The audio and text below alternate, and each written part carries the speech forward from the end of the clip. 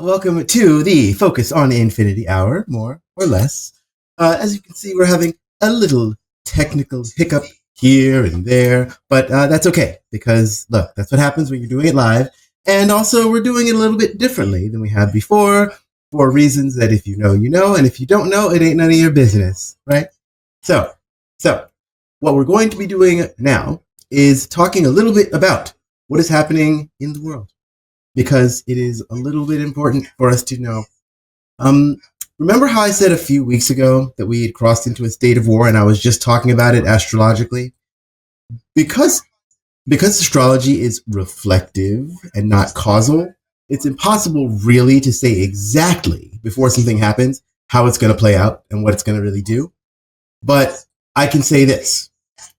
You heard me. You heard us tell you that we had crossed into a state of war, right?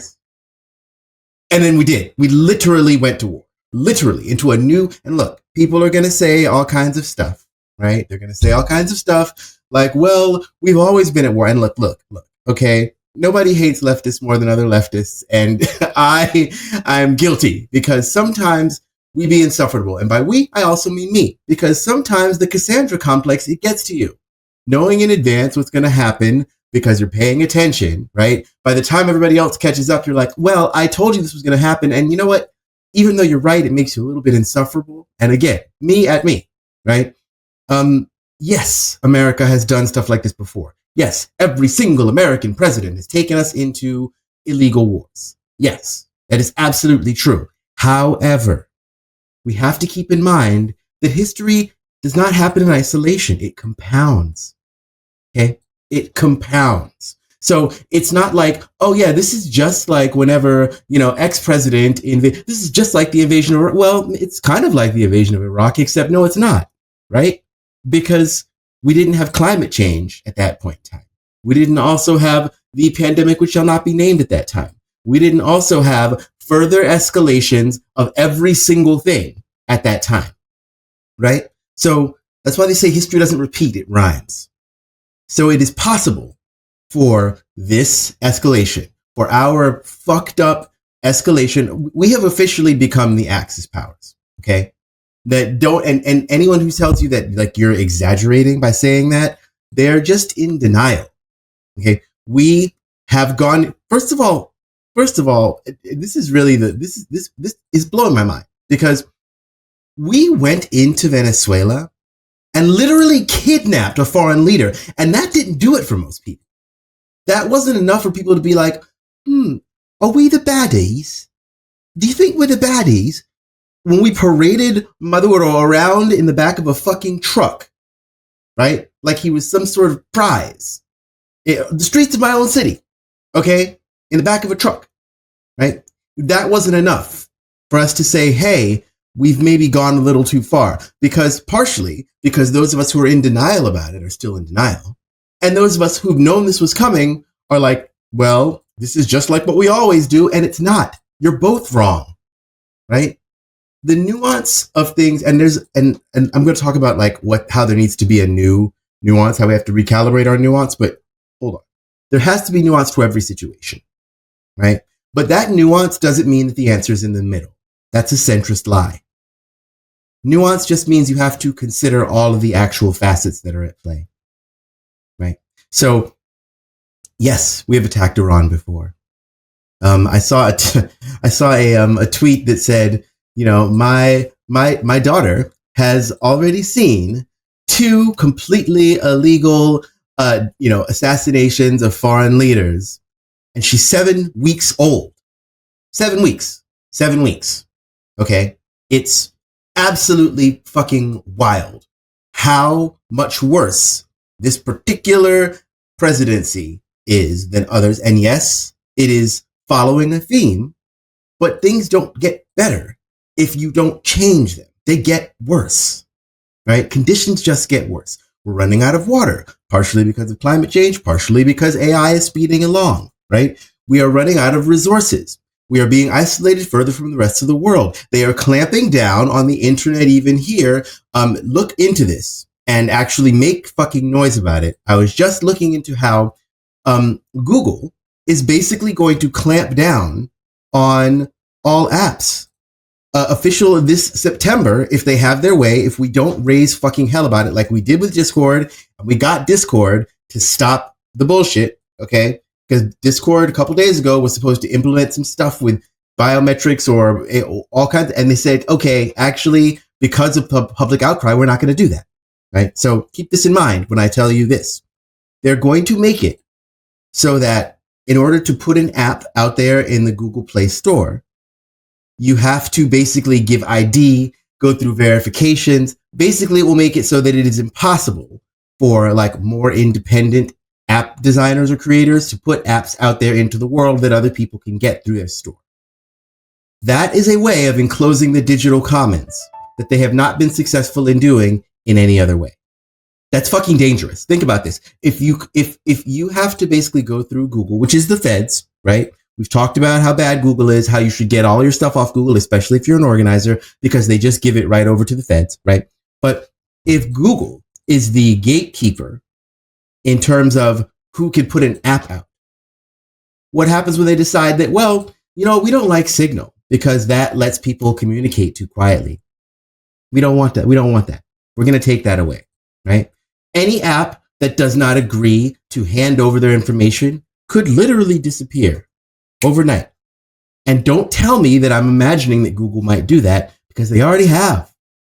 Because they've already turned over information directly to the feds, because they already are reading all of your emails. They already have all the info that you give them, right? They are scraping it for AI. They are basically they're just using it for whatever they want. It's theirs, they consider, not yours, right? You're like, another thing, besides just organizing, if you have any artwork, any writing, any of that on Google, get it off. Take it off of there. Because, and listen, there's a lot to cover. We're going full Mercury retrograde, Mercury in Pisces, okay? It's not going to be linear, but you'll get the message. You're going to have to fight harder, because the ways that they are controlling things, it's accelerating. It's all accelerating. It's not, people are like, well, it's happened before, maybe something like it has happened before, but not this.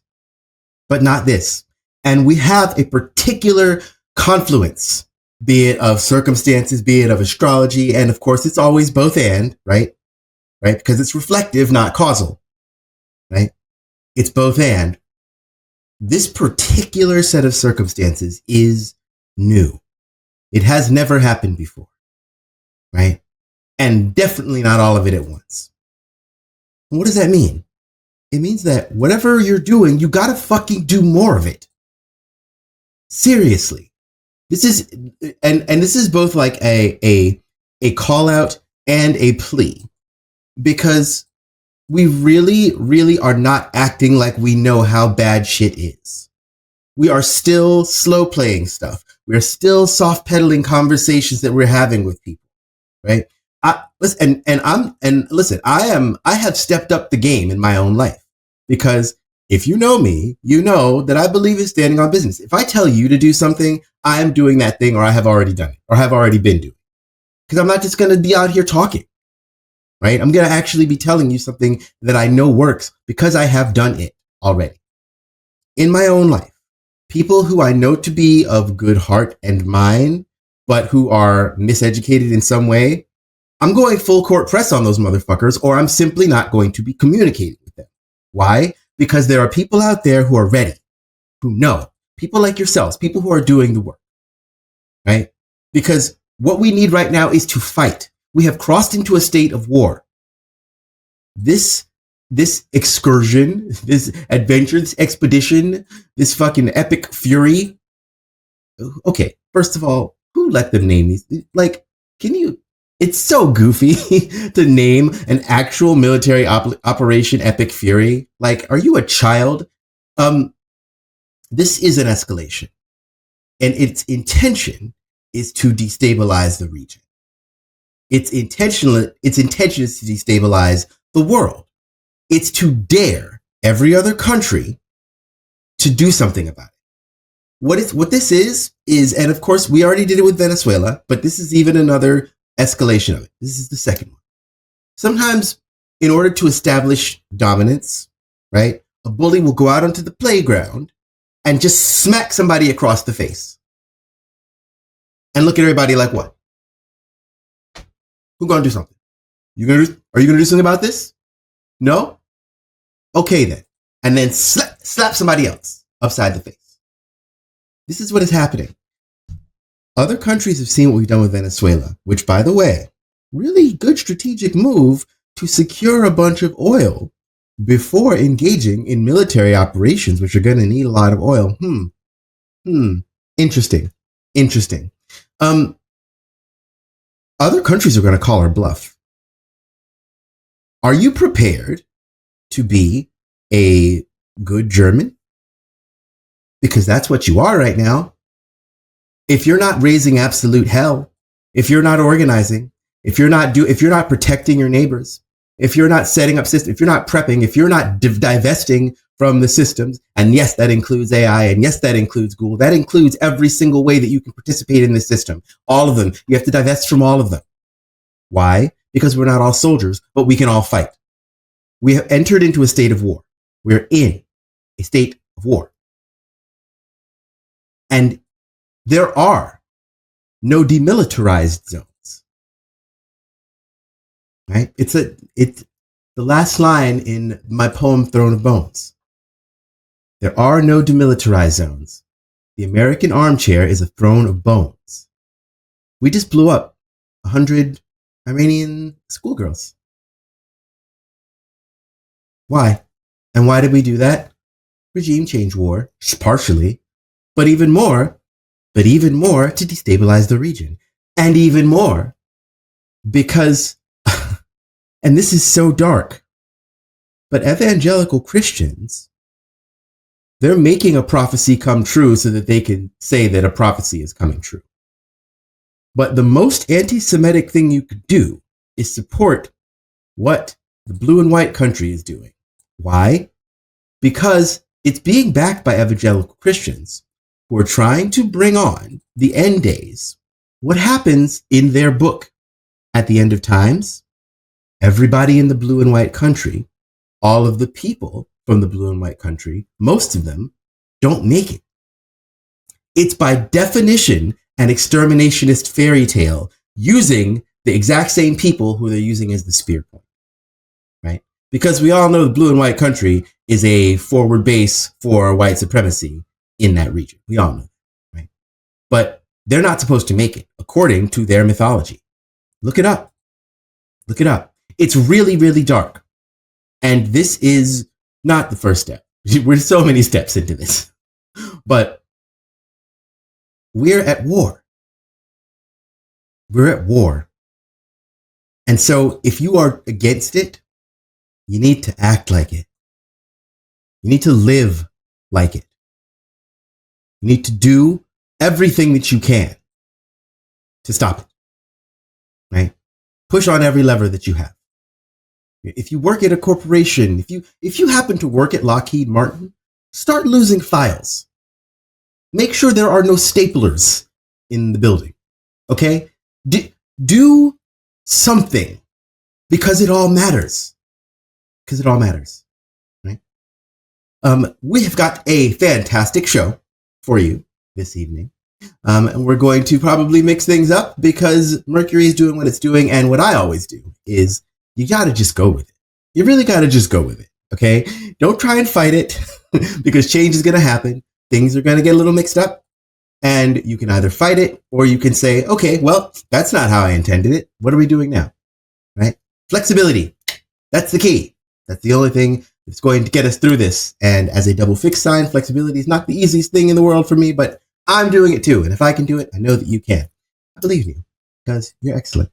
Don't forget to share the stream. Please share the stream. Please share videos from the show that you have enjoyed. Usually I'll put up 1 or 2 or 3 videos containing, parts of the show, even just the Lara Listens or the Astrological Weather Report, whatever it is, right?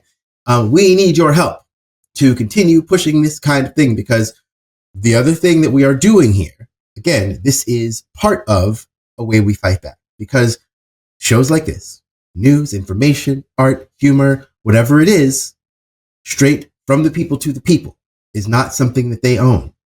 And yes, I know the irony of the fact that Google owns this platform, but I'm going to use the pitchfork that the owner of the fucking plantation gave me in order to go and jab up everybody in that building, because it's what I got, right? Use what you got.